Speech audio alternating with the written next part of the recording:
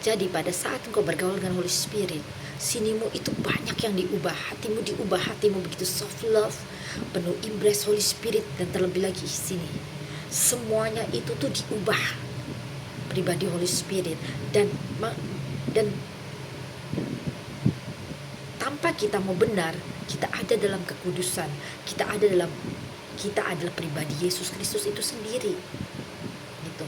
Jadi betapa mengerikannya gereja, betapa mengerikannya orang-orang yang ditunggangi dalam kegelapan, tapi mereka mengabarkan Injil keselamatan yang dianggap itu adalah keselamatan, tapi itu neraka untuk orang-orang yang mendengarnya. Mereka membuat orang-orang itu menjadi boneka-boneka sistem antikris, sistem Lucifer yang menolak pribadi Holy Spirit.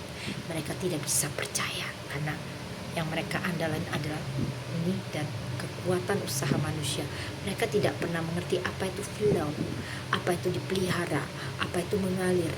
Dan mereka tidak mengerti pada saat Holy Spirit itu bergerak bagian kita itu Roh Kudus bergerak di mana dia itu seperti apa ya, kereta berhenti terus jalan lagi, dan kita nggak bisa Roh Kudus jalan kita turun, kita tetap di situ, yang ada kita tetap ada di rel kosong. Bagian kita hanya flow. Kalau engkau flow sama Holy Spirit, you adalah daging gitu. Dan kalau tempat-tempat itu sudah tahu, dan sebagian yang mengalami mereka receive, yang sebagian lagi yang tidak mengalami, mereka justru nikem dan nusuk dan menjelek-jelekan. Tapi itu tidak masalah. Dan saat-saat seperti itu pasti aku banyak duduk diam di bawah kaki Tuhan, dan aku akan pergi ke tempat-tempat ibadah di mana orang itu tidak mengenal aku. Jadi aku bebas menyembah dan berkarya dengan Tuhan gitu. Jadi Tuhan mau hanya Holy Spirit, dan bagian gereja sebenarnya itu adalah membuat pribadi-pribadi itu fight dengan Holy Spirit, tapi dimulai dari pemimpin dan gembalanya itu. Tapi kalau pemimpin dan gembala aja nggak betah duduk diam, maunya diundang terus untuk dapat duit, you antek kerajaan kegelapan. Makanya kenapa semua itu kutuk dalam